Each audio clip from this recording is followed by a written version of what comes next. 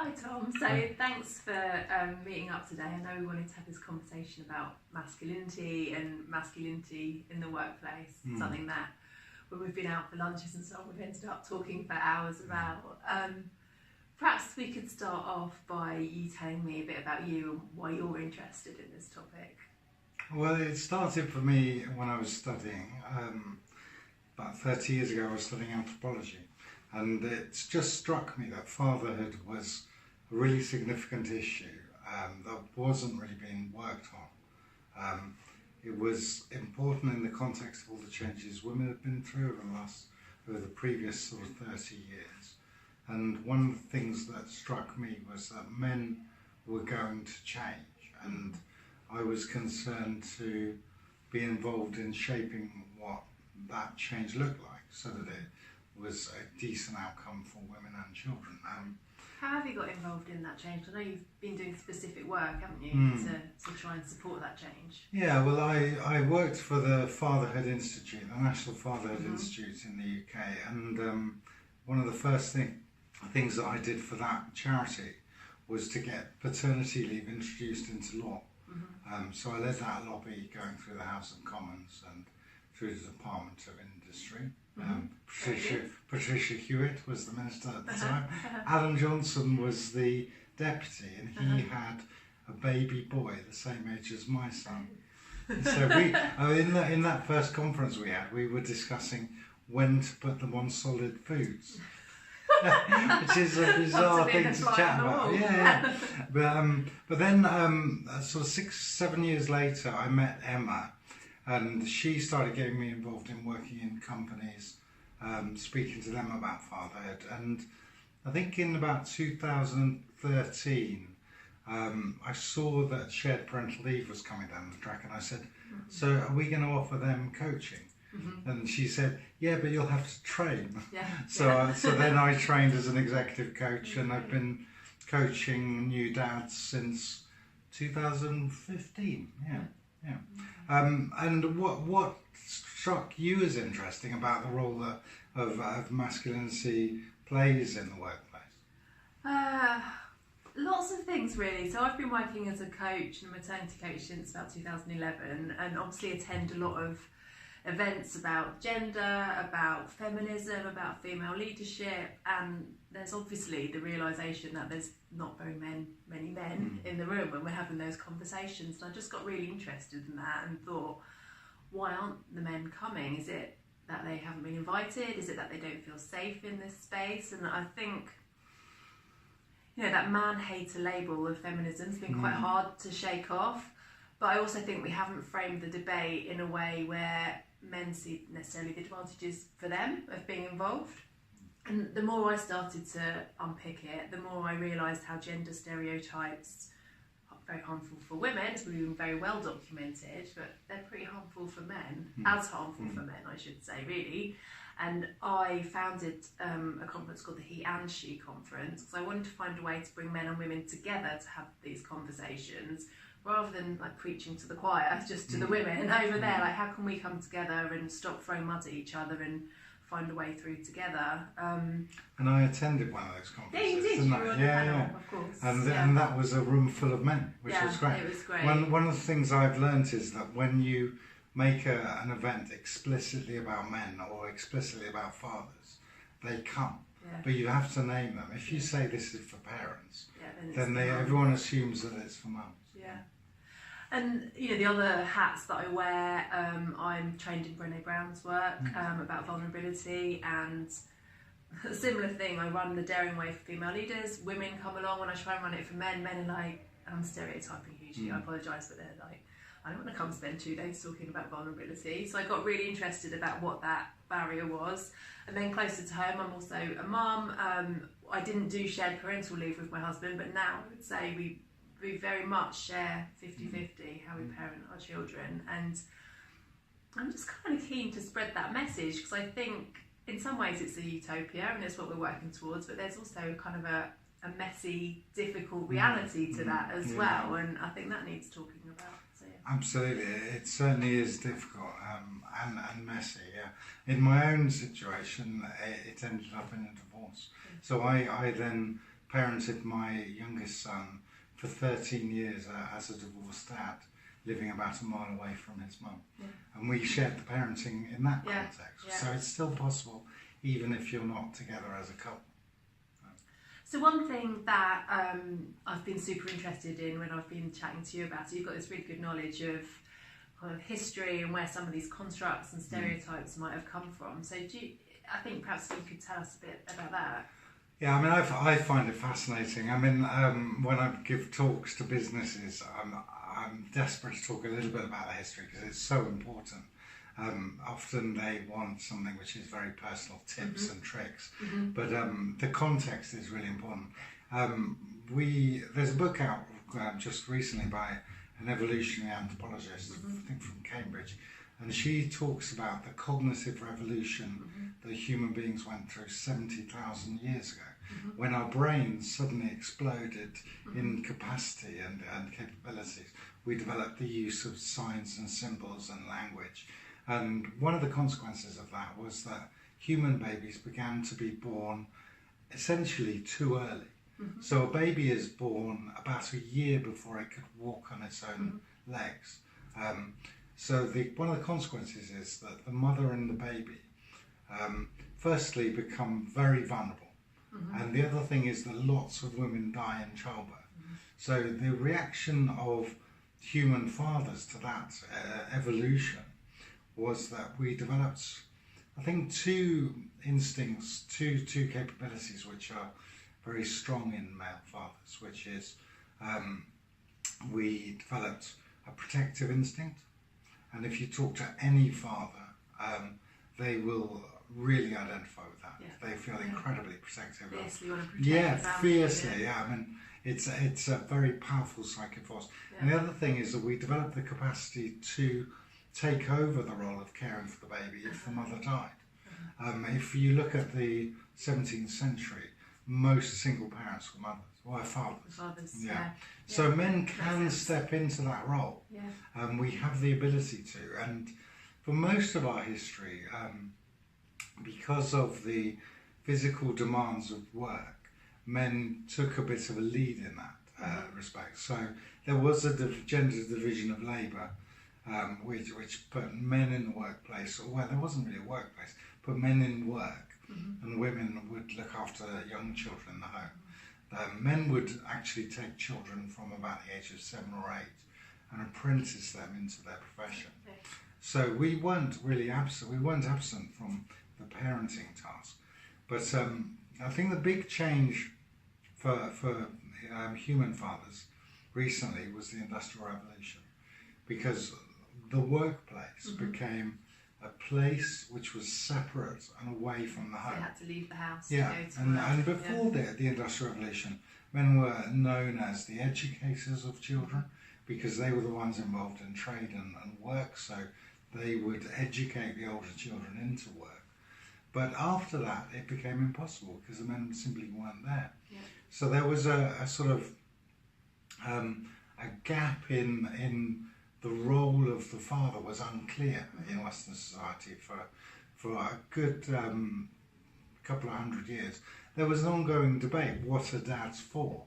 And the thing that Western society settled on was dads are providers. And that's something which lives with every dad we meet. So when we grow up, I think my observation is that women grow up with an expectation that they're going to become carers for children, and men grow up with an expectation that we're going to go out and work and provide. That feeds into the point about unconscious bias, though, doesn't it? So how do you see that playing out in the workplace? I run unconscious bias training, and I get people to do the Harvard implicit bias test, which you can take for free online, and most people seem to have this association between male and career and female and family. And actually, when we talk about it, we realise that, it's human to stereotype. That's what we do. We categorise information, but that categorisation comes from what we've seen in our culture, what we've seen growing up. And for most people our age, we've been brought up in families where the dad has gone out to work and the mum stayed at home with caring responsibilities. So we have those implicit associations between male and career and female and family. And I think a lot has been spoken about how that might make it harder in the workplace for women, but I also think the reverse is true. I think that makes it harder for men to lean in at home, as it were. So they might, well, let me give you an example. So when my son he's got an autism diagnosis, and when that diagnosis came through, Steve and I, my husband and I, just reverted to those stereotypes. I was like, well, I need to quit my job and stay at home and care for him all the time. Okay. And he was like, well, I need to stop doing this running coaching thing and go and get a proper job so that I can provide for my family. Yeah. It's almost like that, instinctive, like a base instinct. And we had to really sit and go, no, that's not how we want to parent. And we had to kind of rationalise and think about it and not just go with those knee-jerk reactions. I think that plays out at work. I think it's harder for men to go to their boss and say, I want to work 4 days a week, or I want to take 4 months off. And we know fewer men ask for flexible working, and of those who ask, fewer are accepted. Yeah. So it's a double bind. I mean, I think what you've just described is kind of classic of this time. We're in a world where the economy has changed. The old physical advantages men had don't exist in the postmodern economy. So men and women are both working, and you had to almost stop yourself from that knee-jerk reaction, because you realise, hang on, we both got jobs, we both got careers. It doesn't have to be like that. And we both want to be present at home. Yeah, exactly. And I think for many men, we see that opportunity. Yeah. We see the tantalising opportunity of being able to know our children. Yeah. And to be able to have close relationships with them. And I think that for many men is a huge aspiration. So I meet lots of men when they're becoming fathers, and you will never meet a higher set of aspirations amongst a group of men. So what gets in the way then? How do you see that playing out? So, well, lots of things. I mean, the history and the narratives we tell ourselves and each other about our roles and what's expected of us. I think those narratives are very strong. In the UK, men don't talk to each other. We don't even talk to our fathers. If you go to Sweden, where men have been expected to be more involved, they have far more conversations with each other as men and also with their dads. But also the policy environment conspires to push people into traditional roles. Yeah. So if you get two parents who we know from research have an equal capability of becoming competent, confident carers of children, and they are given 2 weeks off work and the other is given 12 months off work. After a year, which one is going to be the more competent carer? It's a no-brainer. Yeah, absolutely. I mean, you get so much practice. Parenting is a learned skill, so the more time you do it, the more time you spend doing it, the better you get.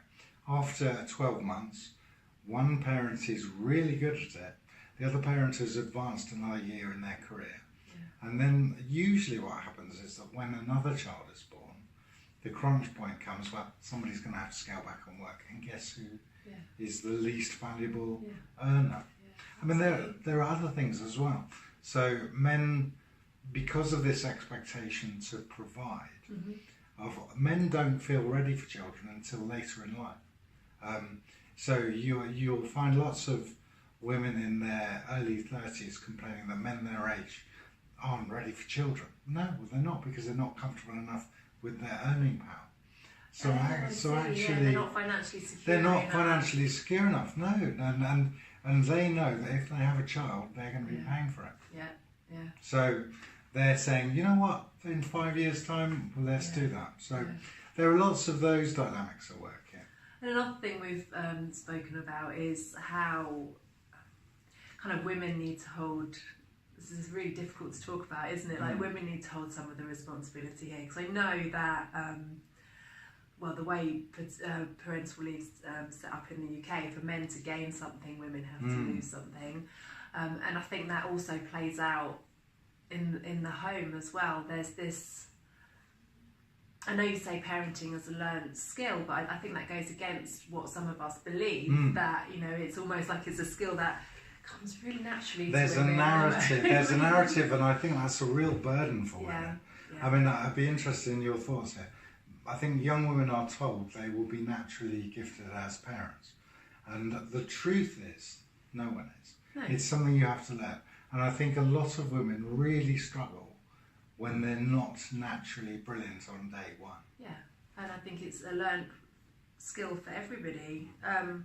I think how I see that playing out is women have a tendency to feel like they're the ones responsible in the home, and again, this narratives of incompetence, the way we see dads portrayed in culture on the screen.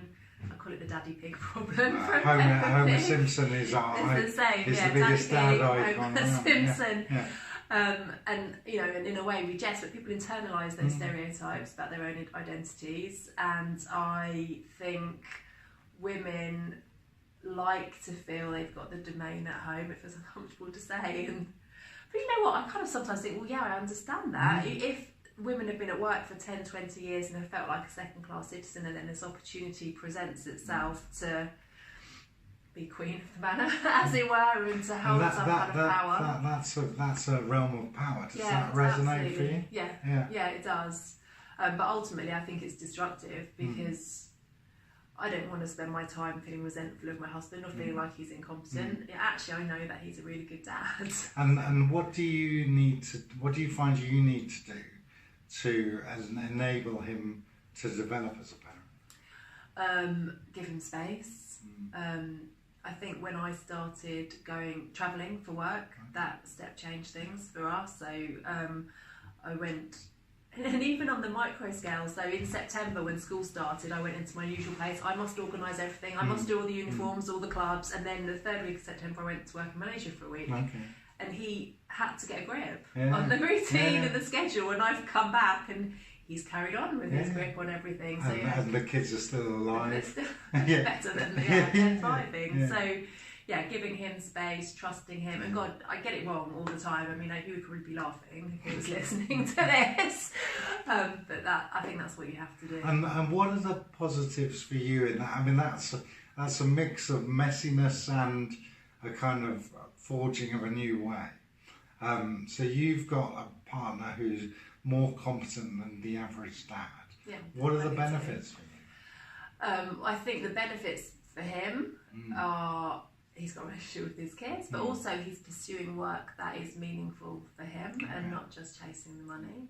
I think for me, I just don't I don't want to think of my husband as being incompetent. I mean, that's not very sexy. That's not true, what I want for a life partner. Yeah. But also it gives me the space to follow my own passions, follow my own interests. I've got a career that I love, work that I love, and I can travel to Malaysia, travel to Sao Paulo and do that work. I mean, what I see in this as well is that your children have got two really interesting, fulfilled parents. Yeah. And that's happened in my own situation. That makes me feel a bit emotional. That's incredibly meaningful to me. I mean, my son grew up with parents who divorced, but both of us run our own businesses. Yeah. So both of us are fulfilled in our own way as entrepreneurs, and those are the models he's got. And I'm so happy that he's got a mother who isn't just focused on the home and looking after him. She's got a purpose beyond him. So his sight is raised. And what do you think the advantages are for men? Well, I think that what you said is a relationship with children. I mean, there's an old saying which is a guy I used to work with used to say, no one ever said on their deathbed, I wish I spent more time at the office. Yeah, true. I mean, it's no great thing. There's advantages in the workplace too, right, of men taking more time at home. In Sweden and the Scandinavia, business leaders talk about the skills that men get when they stay at home for a chunk of time looking after children. They talk about it's quite funny. They become better able to deal with difficult people, which makes all sorts of sense after you spend a bit of time at home with toddlers. And the freedom of not being solely responsible for the financial well-being of your house. That can be crippling, right? I mean, in an economy like today's, where work is fragile.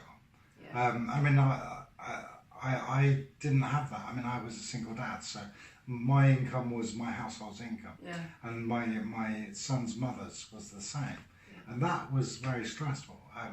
I'd hate to think about doing that for a whole family. So that's I think something that you can escape from, but also having a partner who has an economic interest, who has a career, who is developing themselves.